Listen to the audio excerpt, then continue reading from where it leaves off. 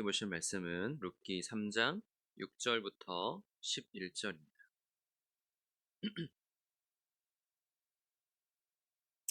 구약 룻기 3장 6절에서 11절. 룻기 3장 6절부터 11절까지. 우리 한 절씩 교독하시고 마지막 11절은 함께 읽도록 하겠습니다. 제가 먼저 6절 읽겠습니다. 그가 타작마당으로 내려가서 시어머니의 명령대로 다 하니라.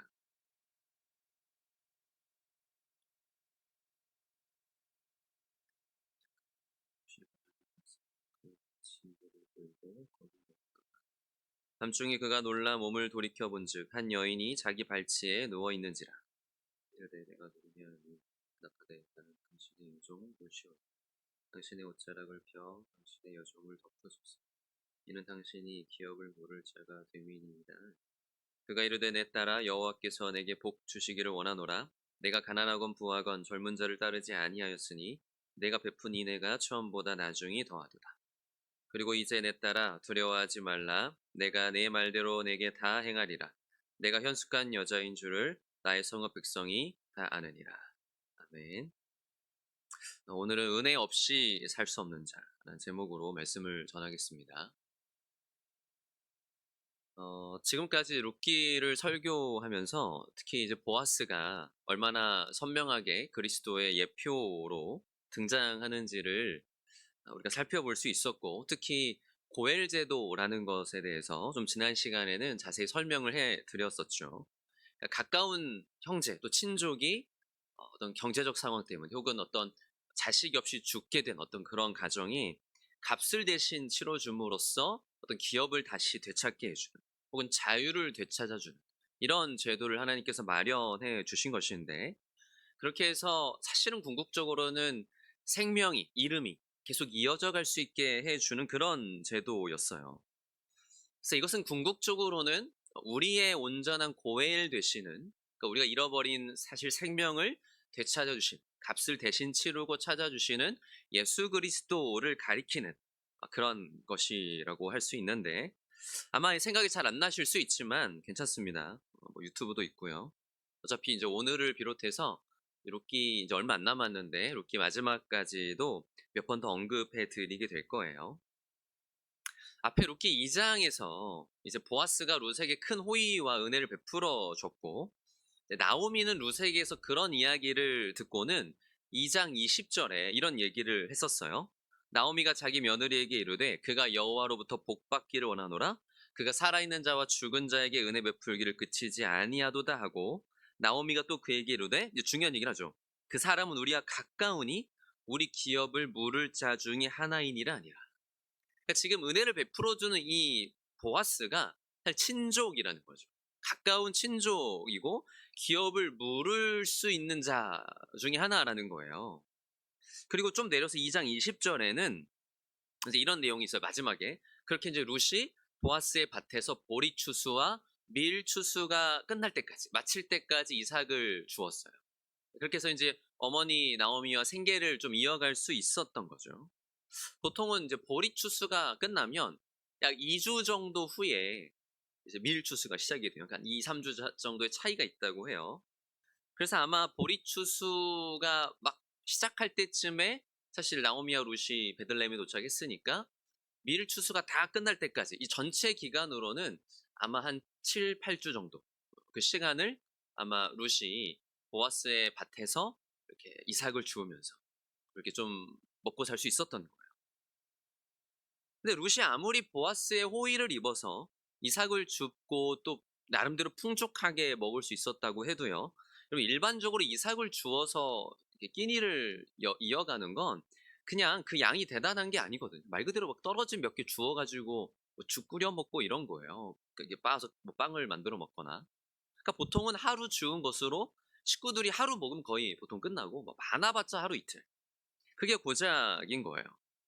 그래도 룻은 보아스가 좀 특별히 신경을 써줬으니까 뭐 며칠이나 몇 주 정도는 더 먹을 수 있는 식량이 있었을지 모르지만, 이렇게 추수의 때가 끝나고 이제 더 이상 이삭을 주러 나갈 수 없게 된다는 거, 이제 추수 끝났잖아요. 다 밀추수까지. 그럼 이제는 앞으로 이삭을 주우러 나갈 수 없다는 거죠. 그러면 이 나갈 수 없다는 사실에 어떤 마음이 들까요? 룻과 나오미가? 당연히 불안해지는 거예요. 이제 뭐 먹고 살지? 지금 그나마 조금 풍족하게 주워서 좀 있긴 한데 이거 떨어지면 이제 어떡하지? 이제 어디 가서 무슨 일을 하면서 밥을 먹을 수 있을까? 이런 생각이 당연히 들지 않겠어요. 게다가 잘 아시다시피 룻은 이제 이방에서 온 지 얼마 안 된 이방 여인이란 말이에요. 지금까지는 과부가 된 이방 여인이 혼자 일을 하면서도 아무 문제 없이 이렇게 안전하게 할 수 있었던 것은 그래도 보아스의 보호가 있었기 때문이죠. 보아스가 보호해주고 자기 밭에서 일하는 소년들에게 뭐 함부로 건들지 말라고 하고 이런 조치를 다 취해줬단 말이에요. 근데 앞으로 다른 일을 하면서도 그렇게 안전을 보장받을 수 있으리라는 어떠한 그런 보장도 없는 거예요. 당시의 사회에서 이 과부의 위치를 생각하면 아마 이런 불안한 마음은 룻뿐 아니라 나오미에게서도 들었을 거예요. 그리고 나오미 이제 생각했겠죠. 아, 정말 룻에게는 안전한 울타리가 필요하겠다. 그러니까 정말 룻에게는 안전하게 거할 수 있는, 안전하게 거하면서 일할 수 있거나 혹은 안전하게 거하면서 음식을 먹을 수 있는 이런 곳이 필요한 거예요. 삶의 울타리가 필요한 거예요. 게다가 이런 어떤 일시적인 보호, 보아스에게서 얻었던, 사실 이건 일시적인 보호죠. 일시적인 보호가 아니라, 그래서 이런 호의가 또다시 찾아오기를 그냥 기다리기만 하는 게 아니라 그녀가 계속해서 거할 수 있는 안전한 곳이 반드시 있어야 한다는 절박을 한 필요를 느꼈어요. 그래서 이 룻기 3장 1절에 이렇게 말합니다. 그럼 3장 1절 한번 보세요. 룻의 시어머니 나오미가 그에게 이르되 내 딸아 내가 너를 위하여 안식할 곳을 구하여 너를 복되게 하여야 하지 않겠느냐. 여기서 나오미가요, 너를 위하여 안식할 곳을 구하여 이런 표현을 써요. 안식할 곳. 이게 사실은 뭐 너에게 좀 남편이 있으면 좋겠다 이렇게 얘기하잖아요. 안식할 곳이라는 표현을 써요. 참고로 이 안식할 곳이라고 번역된 단어가 마노아라는 히브리어인데 이게 누아흐라는 동사에서 왔어요. 근데 이 누아흐가 쉬다 안식하다 이런 의미예요. 그래서 여러분 이제 출애굽기 20장에 보면 하나님께서 10계명을 말씀하실 때 4계명이 이제 안식일에 대한 거죠. 이 안식일에 대한 계명을 얘기하실 때 하나님이 어떤 말씀을 하시냐면 이는 엿새 동안에 나 여호와가 하늘과 땅과 바다와 그 가운데 모든 걸 만들고 일곱째 날에 쉬었습니다. 근데 일곱째 날에 쉬셨다, 안식하셨다라고 할 때 그 단어가 누아흐예요. 그러니까 성경에서 안식하다라는 표현으로 사용되는 말을 여기서 쓰고 있는 거예요. 너에게 안식할 곳이 필요하다. 사실은 이렇게 말할 수도 있잖아요. 아, 우리 며느리, 이제 우리 루시 좀 호강시켜줄 남편 좀 만나야 되는데, 뭐 이런 얘기를 할 수도 있잖아요. 근데 그렇게 얘기하지 않는 거예요. 그러니까 지금 여기서 안식할 곳, 그런 곳이 필요하다는 건 그냥 단순히 남편이 필요하다?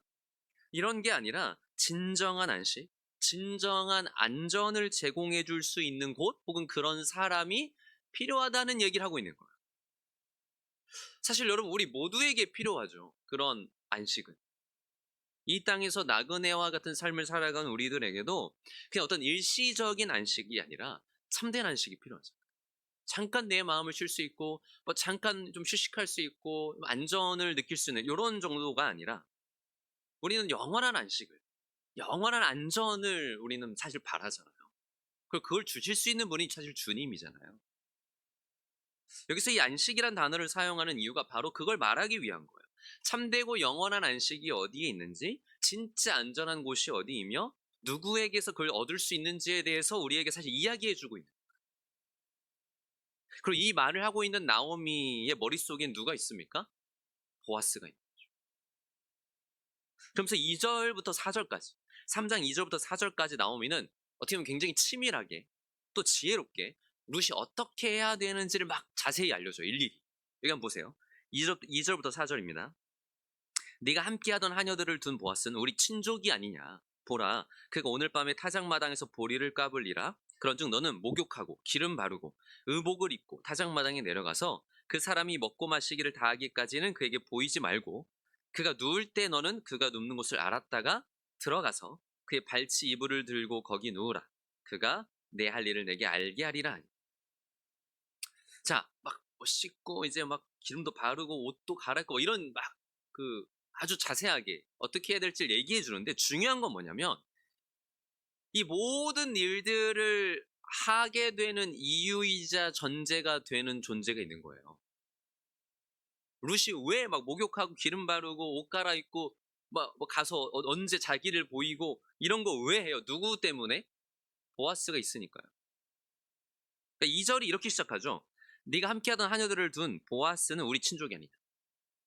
그러니까 보아스가 우리 친족이잖아. 이 말은 그가 우리의 고엘이 되어줄 수 있는 사람이라는 거예요. 즉 그가 우리의 기업을 물을 수 있는 사람이 아니냐, 우리를 구원해 줄 수 있는 사람이 아니냐 하는 말인데, 그러니까 이거죠. 보아스가 가까운 친족이기 때문에 고엘의 책임을 맡아서, 즉 롯과 혼인하여 자식을 낳을 수 있게 해줄 수 있는 사람이라는 것이고, 그렇게 해서 이제 완전히 끊어질 뻔한 나오미의 집, 즉 엘리멜렉의 집의 기업을 이어갈 수 있게, 그 이름을 이어갈 수 있게 해주고 그 생명을 이어갈 수 있게 해줄 수 있는 사람이라는 거예요. 근데 이건 누가 승낙해야 가능해요? 보아스가 승낙해야 다 가능한 얘기예요. 지금 나오미가 바라고 룻이 바라는 그들에게 너무나 필요한 이 안식의 장소, 안전한 장소, 곧 구원은 오로지 지금 누구에게 달려 있어요? 보아스에게 달려 있어요. 그리고 만약에 보아스가 없었다면요? 아니 지금 과부끼리 사는데 이 기업을 물을 수 있는 자가 보아스인데 보아스가 아예 없다고 생각해 보세요. 그럼 아예 이런 이야기가 성립조차 안 되는 거예요. 지금 나오미가 룻에게 이렇게 저렇게 해라라고 막 지시해주고 이런 내용이 무슨 소용이 있어요? 이런 걸 시도도 못 해보는 건데. 그러니까 지금 보아스가 있는 것 자체가 어때요? 굉장한 소망이고, 보아스가 있는 것 자체가. 보아스가 없었다면요? 그리고 보아스가 그들의 친족이 아니고 남이면요? 무슨 소용이 있어요? 무슨 소용이 있냐는 건 무슨 소망이 있어요? 그럼 이제 더 이상 룻과 나오미에게? 아무 소망이 없는 거예요. 여러분 우리에게 주님도 그런 분이잖아요. 주님이 계시지 않다면요? 무슨 소망이 있어요 우리에게? 그 주님이 우리랑 아무 상관이 없으시면, 그분이 우리에게 아무 관심이 없으시고 남이라면요? 그럼 우리의 구원 이야기는 아예 시작조차 안 되는 거죠. 그냥 우리 이 땅 가운데 절망 가운데 살아가다가 아무 소망 없이 살아가다가 그냥 죽을 수밖에 없죠. 주님이 계시고 또 그분이 우리를 사랑해 주시기에 우리가 주님의 은혜를 구할 수 있는 거죠. 우리가 고통 속에서도 소망을 품을 수 있는 거죠. 당시 과부들도 그랬던 것처럼 그들이 자기 힘으론 자기 삶을 구할 수 없잖아요. 자기 안전을 보장할 수 없잖아요. 똑같은 거예요. 우리들에게도 주님이 계시지 않다면 똑같은 처지라는 거예요. 근데 주님이 계시기 때문에, 그리고 그분이 우리를 그분과의 사랑의 관계로 초대해 주셨기 때문에, 심지어 나를 구원하시기 위해 자신을 내어 주셨기 때문에 우리에게 소망이 있는 것이고 그분께 은혜를 구할 수 있는 것이고 우리가 이렇게 예배도 드릴 수 있는 거죠. 그러니까 주님이 계시기 때문에 그 자체만으로 사실은 감사의 이유가 충분한 거예요. 정말 주님이 계시는 게 너무 감사한 거죠. 근데 이 보아스가 이제 오늘 밤에 타작마당에서 이제 보리를 까불게 된다는 걸 알았어요. 보리를 타작하는 거죠. 이게 추수의 기쁨을 누리는 날인 거예요. 그래서 나오미가 룻에게 이제 어떻게 하라고 했어요? 아까 말한 것처럼 3, 4절에 막 지시한 것처럼 목욕하고 기름 바르고 의복 입어라, 그러니까 옷을 갈아입어라 이 얘기를 하는 거예요.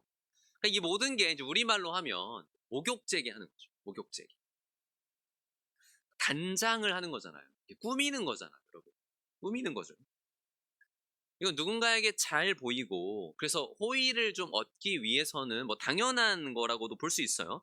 특히 지금 룻은 한마디로 보아스에게 어떤 존재로 좀 보여질 필요가 있죠? 이렇게 보아스가 봤을 때 좀 여자로 보여야 돼요. 그래도 여자로 보여질 필요가 있어요. 여성으로 받아들여질 필요가 있어요. 그것도 혼인할 만한 그런 아름다운 여성. 지금까지 여러분 룻이 어떻게 다녔겠어요? 그냥 이삭주우러 다녔잖아요. 그럼 뭐 단장했겠어요?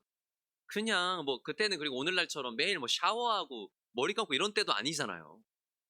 모르겠어요. 뭐 명절 때 한 번씩 이제 했을지. 근데 그냥 좀 꾀죄죄하게, 어차피 일해야 되니까 그냥 뭐 외모에 뭐 신경 안 쓰고 다녔을 거예요. 근데 오늘만큼은 어때요? 어떻게 보면 한 사람의 어떤 좀 여성으로 준비를 하는 거고, 이런 룻의 모습은 그래서 마치 무엇을 연상시키는 거냐면 신부가 신랑을 맞이하기 위해 단장하는 그런 장면을 연상시키는 거예요. 신랑을 맞이하는 신부의 모습. 그럼 우리도 주님의 신부로서 단장하는 자들 되어야 되죠.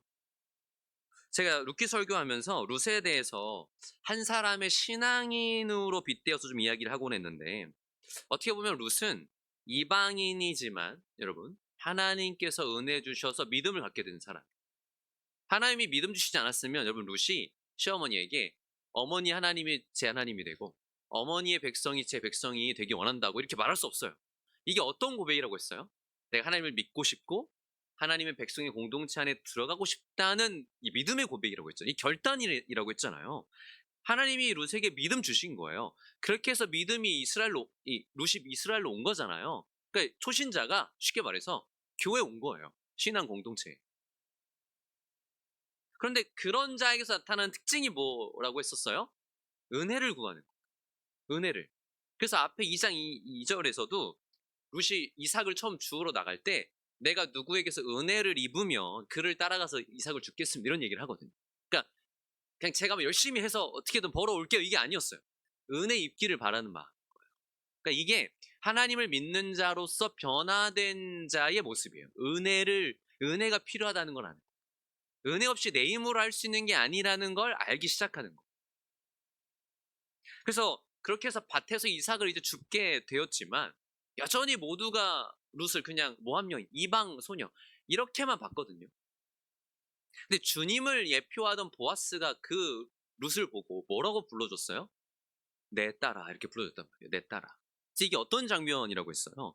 정말 그토록 룻은 그 신앙의 한 공동체로 하나님의 백성으로 받아들여지고 싶었었는데 모두가 여전히 이방 여인으로만 보던 그러던 차에 내 딸아라고 불러진 이 보아스의 말은 이제 자신이 정말 가족으로 받아들여졌다.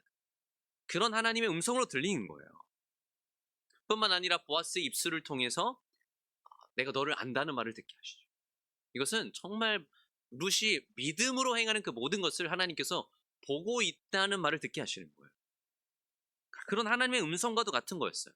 또 룻을 초대해서 보아스가 자기의 식탁에서 먹게 하고 먹을 것을 주고 또 건들지 않도록 보호해주고 내 밭에 있고 다른 데 가지 마라 이런 얘기 하시는 거예요. 이건 다 이제 주님 품 안으로 들어온 당신의 자녀에게 주께서 당신의 식탁에서 먹게 하시고 당신의 품 안에 보호하시고 이제 다른 데 떠나지 않고 오직 주 안에 거하는 자가 되라는 말씀입니다. 이게 이제 한 신앙인으로서 룻이 어떻게 이제 정말로 주께 받아들여지고 있는지를 보여주는 그런 이미지거든요. 그런 측면에서 보면 여러분 이제 이렇게 지금 단장하는 룻의 모습은 한 사람의 그리스도인이 정말 그리스도의 신부로 단장하는 모습, 즉 거룩함과 정결함으로 이렇게 하고 있는 모습을 그려주고 있고, 그러니까 우리들에게 사실 여러분 늘 그리스도의 신부로서 단장하는 모습이 필요해요. 정말 거룩함으로 정결함으로. 이런 말씀을 성경에서도 하는데 우리 한번 찾아볼까요? 딱 두 군데만. 여기 이렇게 좀 표시해 두시고 먼저 디모데전서로 한번 가보겠습니다. 디모데전서 2장 9절에서 10절입니다. 디모데전서 2장 9절에서 10절.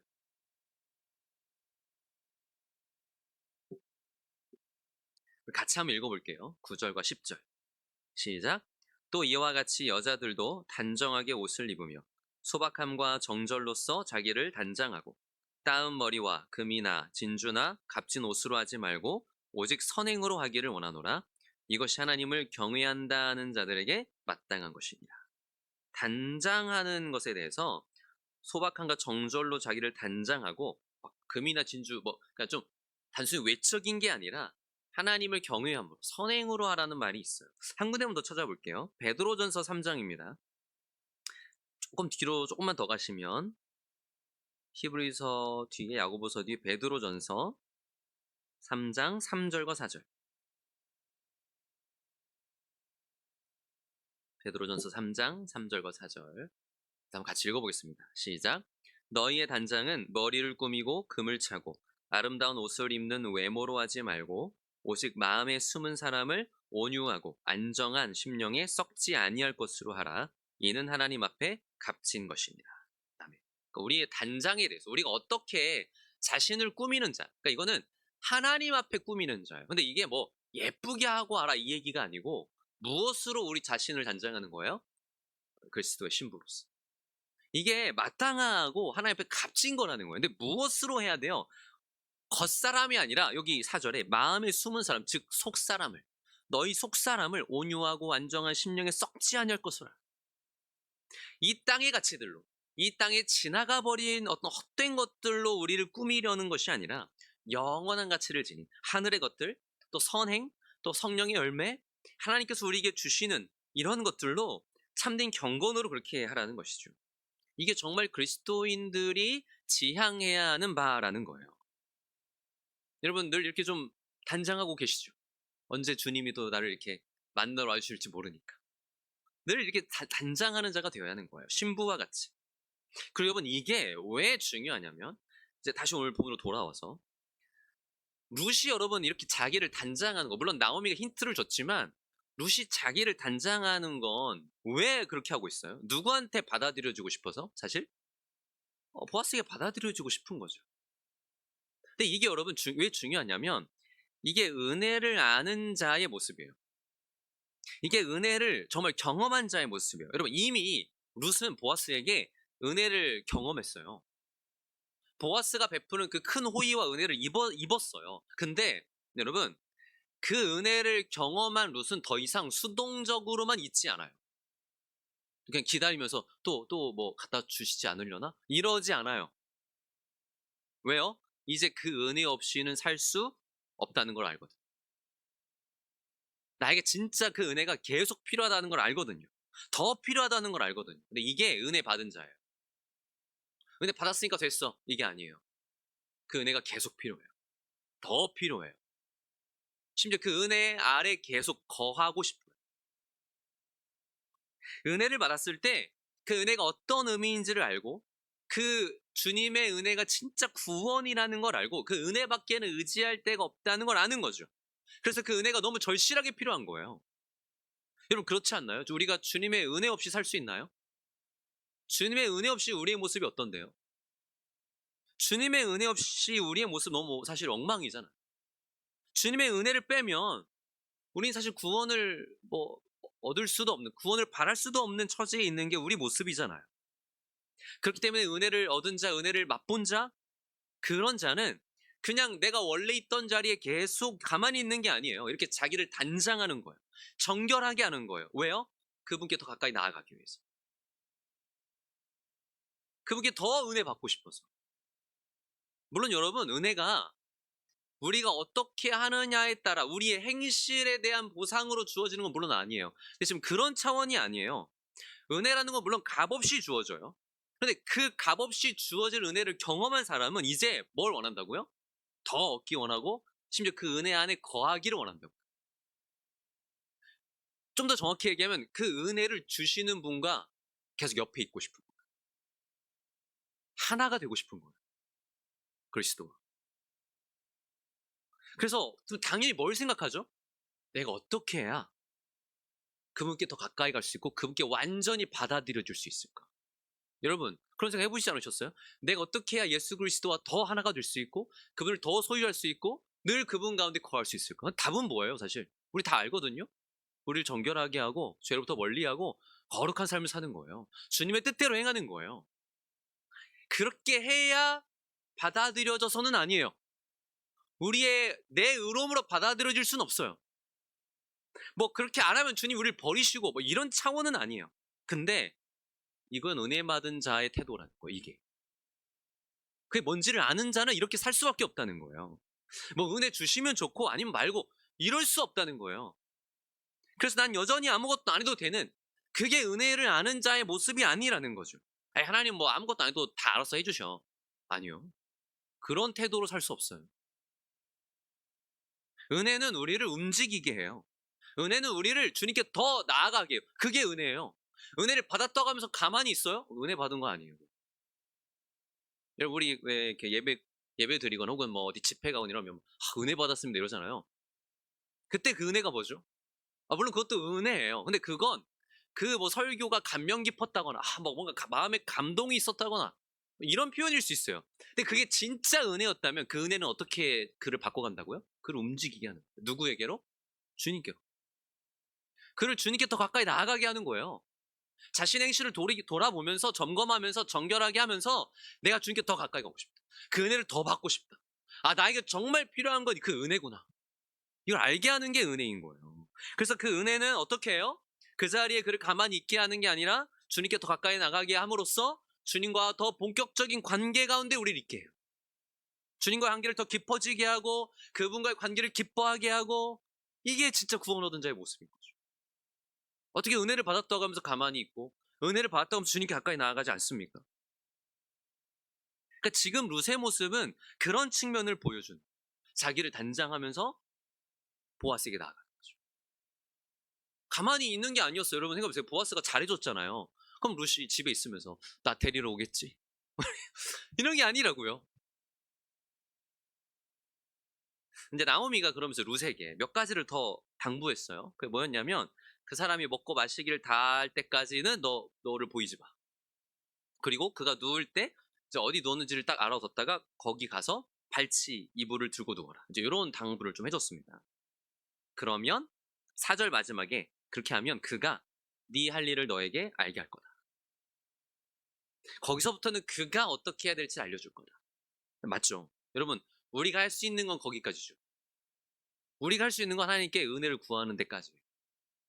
그렇죠. 그 이후로는, 그 다음은 몰라요.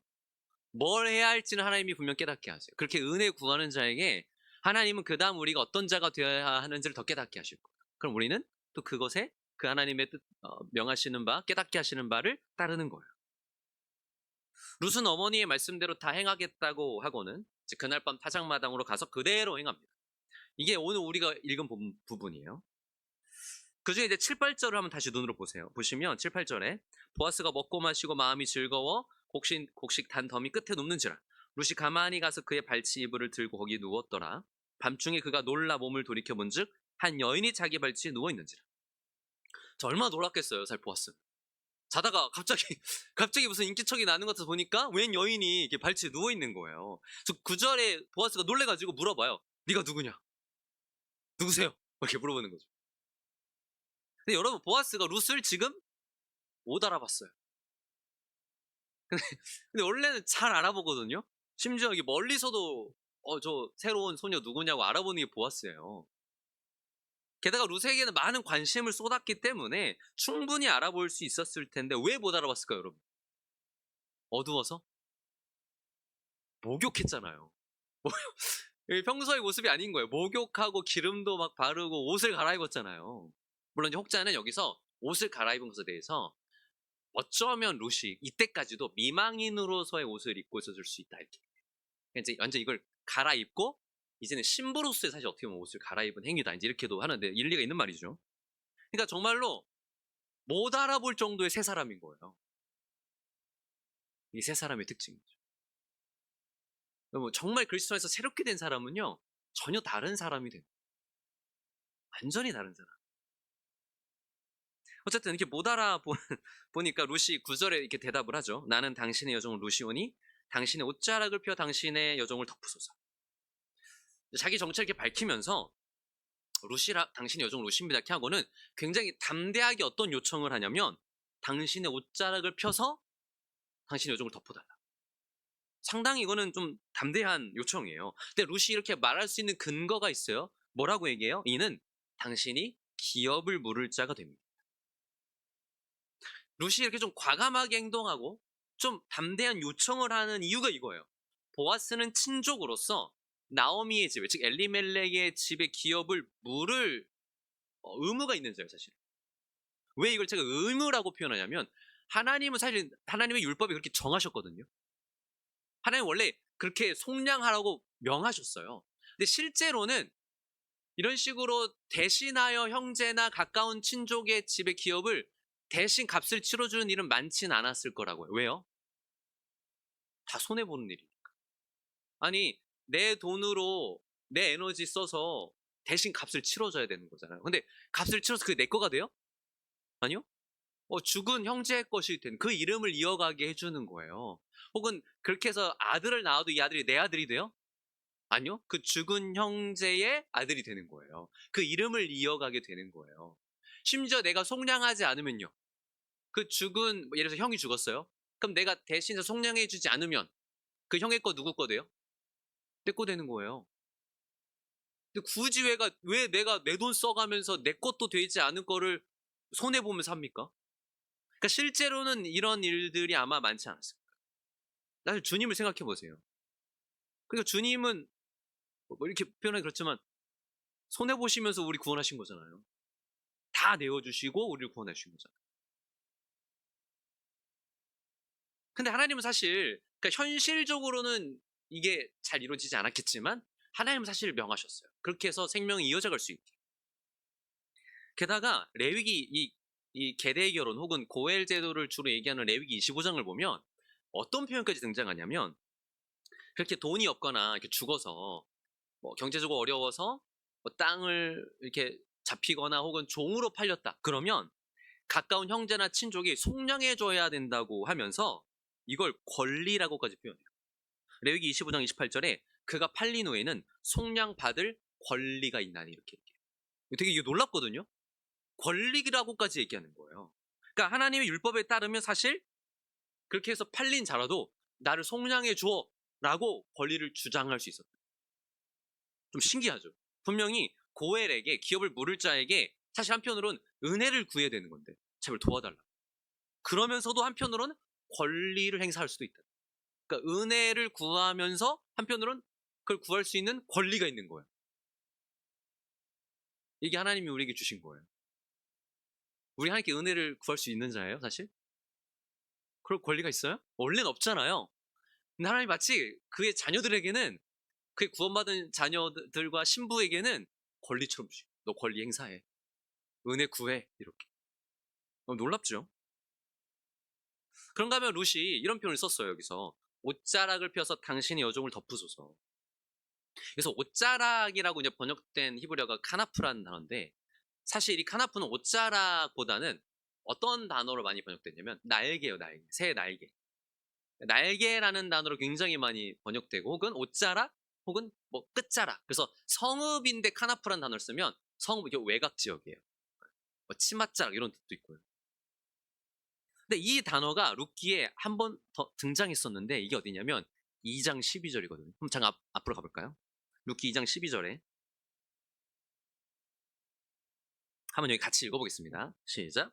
여호와께서 내가 행한 일에 보답하시기를 원하며 이스라엘의 하나님 여호와께서 그의 날개 아래의 보호를 받으러 온 내게 온전한 상 주시기를 원하노라 하는지라.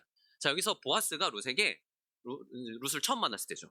너의 그 행실 내가 안다 이러면서 너의 그 일에 보답하길 원하고 뭐라고요? 여호와 하나님의 날개 아래 보호받으러 온 너에게 온전한 상을 주기 원한다.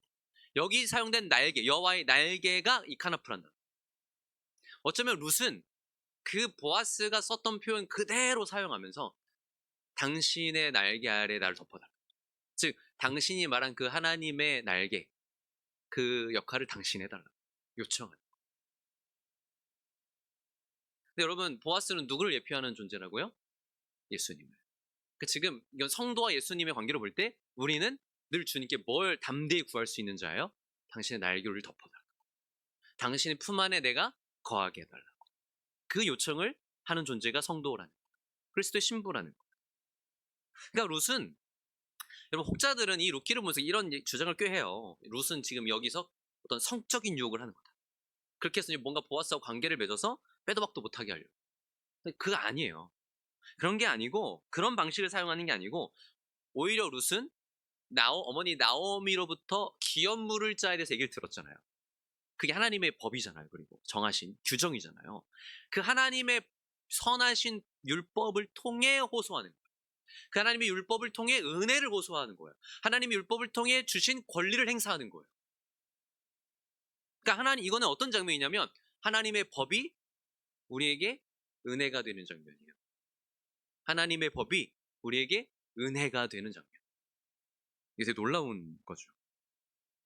여러분 룻은 지금 그래서 보아스에게 이는 당신이 우리 기업을 물을 자이기 때문에 이렇게 얘기했다고 했잖아요.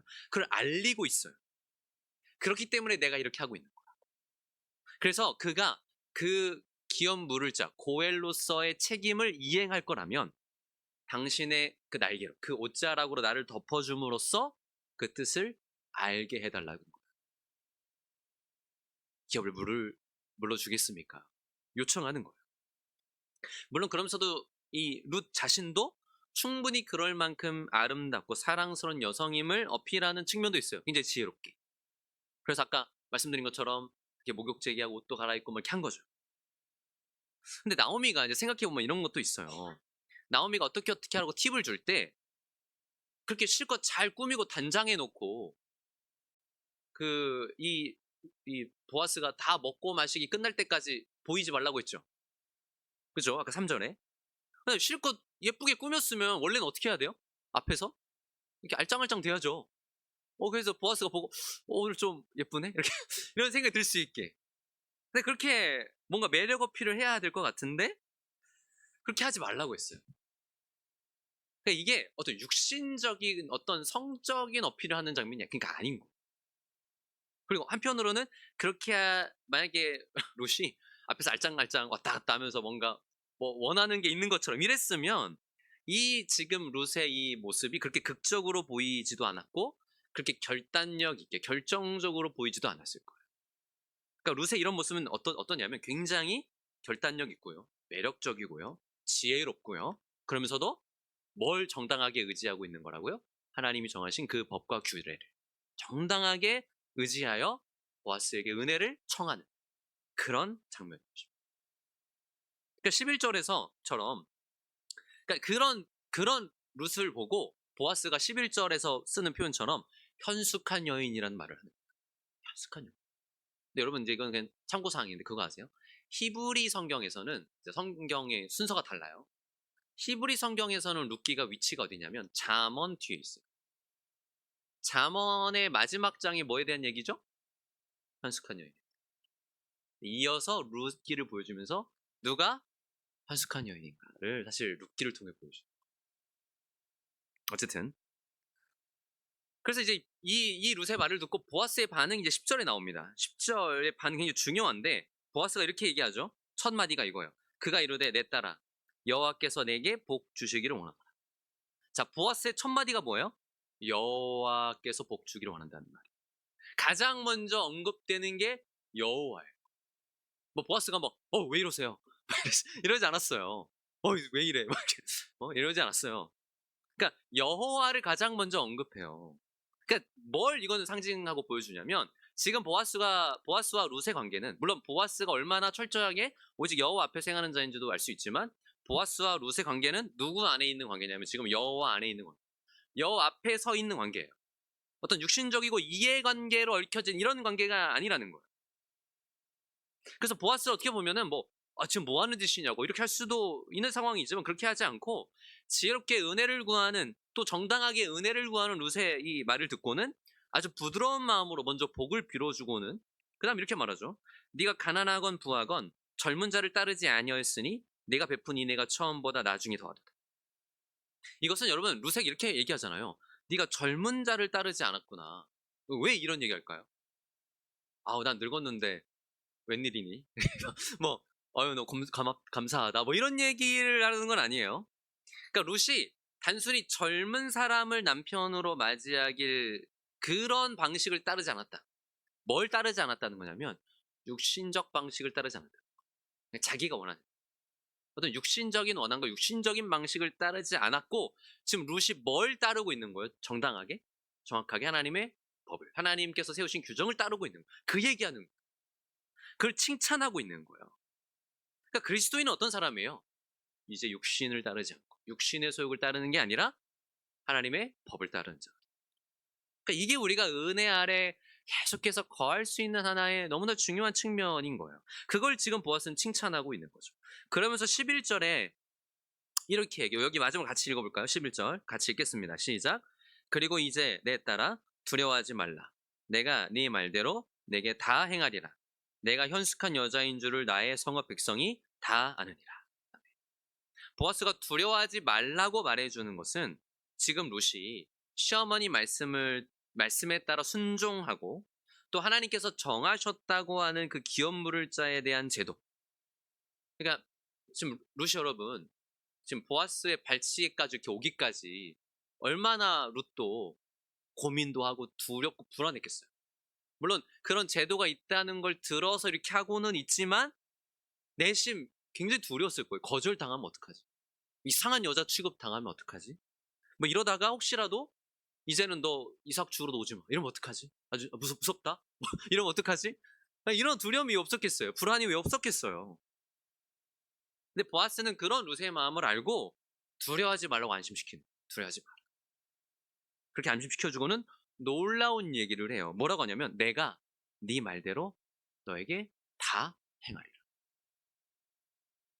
내가 네 말대로 다 행하겠다. 그럼 이게 우리의 순종을 기뻐하시는 주님의 음성으로 들려요. 그리고 굉장히 놀라운 게 5절로 잠깐 올라가 보세요. 5절. 5절에 이런 말씀이 있어요. 룻이 시어머니에게 이르되 어머니의 말씀대로 내가 다 행하리이다 하니라. 여기 이제 한글 번역에는 어머니의 말씀대로 내가 다 행하리 이렇게 돼 있지만 원래 원어는 정확하게 이거예요. 당신의 말한 모든 것 다 하겠습니다. 이 히브리어 원어가 있거든요. 네, 요 원어 그대로 보아스가 11절에서 하는 거예요. 당신이 말한 그대로 다 하겠다. 똑같은 말이에요. 토시 하나 안 틀리고. 이제 다 똑같아요. 그러니까 어쩌면 본문은 뭘 보여주는 거예요? 룻의 온전한 순종이 보아스로 하여금 다 이루어주겠다고 하는 이 응답을 이끌어내고 있는 거죠.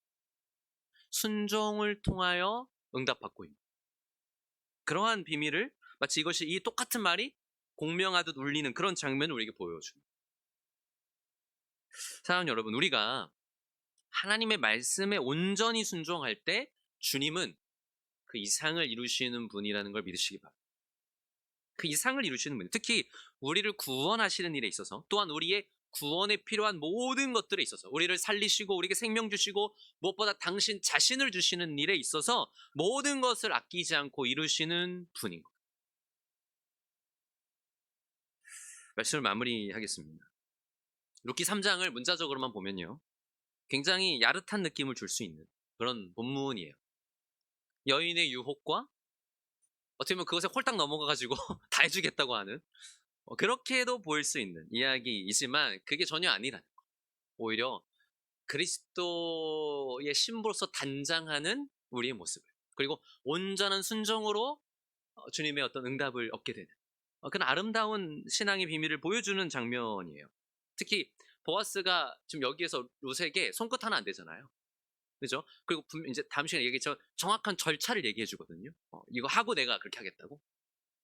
이 모든 건 그러니까 얼마나 이게 그러니까 그리스도인이 이러한 어떤 질서와 하나님의 법을 철저하게 이행해야 돼. 그냥 내가 내키는 대로 하는 게 아닌 거예요. 그런 것들을 보여주는 동시에 지금 여기서도 이 장면이 남녀의 사랑 이야기가 아니라 하나님을 의지하여 은혜를 구하는 것, 즉 하나님의 법과 은혜와 믿음에 대한 이야기라는 걸 보여주는 것입니다. 여러분, 나오미와 룻처럼 완전한 절망 가운데 있던 자들이 우리들이었어요. 분명히. 그런데 그런 우리를 살리는 하나님의 법이 있다는 거예요. 보혈제도처럼 새로운 법을 이제 우리에게 주셨죠. 그리스도로 말미암아 그들의 속량받을 권리, 근데 권리라고 표현되지만 사실은 정말 은혜라고밖에는 설명할 수 없는 이 하나님의 법. 어쩌면 나오미와 룻은 믿음으로 하나님의 법을, 그 약속을 붙들고 있고 그 하나님의 법이 자신들에게 은혜가 되게 해주기를 구하고 있는 거예요. 담대하게, 그러면서도 굉장히 지혜롭고 겸손하게. 근데 이게 우리와 하나님과의 관계 안에 있어야 된다는 거예요. 이게 우리의 모습이어야 한다는 거예요. 룻이 보아스에게 은혜를 구하는 것처럼, 그러기 위해 목욕 제기하고 정말 보아스에게 받아들여지고자 하는 간절한 마음으로 준비하는 것처럼 우리들도 그런 마음으로 주님을 만날 준비를 해야 된다는 거예요. 가만히 있는 자들이 아니라 정말로 신랑을 맞이하기 위해 단장하는 신부처럼 우리는 늘 거룩함으로 참된 경건으로 우리를 단장해야 되는 것이고, 주님의 은혜를 더 구하고 더 그 안에 거하기 위하여서 힘써야 되는 거예요. 여러분, 은혜를 아는 자는 가만히 있는 자가 아니라고 했어요. 입 벌리고 있으면 알아서 뭐 과일이 떨어져 이런 게 아니라는 거예요. 은혜를 경험한 자는 이제 그 은혜 없이는 내가 절대 살아갈 수 없다는 걸 아는 거예요. 그 은혜가 전부라는 걸 아는 거예요. 그래서 은혜를 더 붙들고 그 주님의 품에 완전히 받아들여지기 위해 끊임없이 자신을 점검하며 죄로부터 멀리하며 그 은혜에서 멀어지지 않기 위하여 애쓰는 자가 된다는 거죠. 사랑하는 여러분, 우리들도 정말 그런 자들 되었으면 좋겠어요. 은혜를 안다 하면서도 사실은 하나님께 더 가까이 나아가지 않는 그런 모습이 아니라 날마다 날마다 주님께 더 가까이 나아가 주님의 그 옷자락 아래 그 날개 아래 우리가 그 주님이 우리를 품어주시기를 구하고, 그 가운데 우리에게 참되고 영원한 온전한 안식을 주실 수 있는 그 유일하신 하나님의 자녀로 그리스도의 신부로 살아가는 그런 저와 여러분이 될 수 있기를 주님의 이름으로 축원합니다. 우리 함께 기도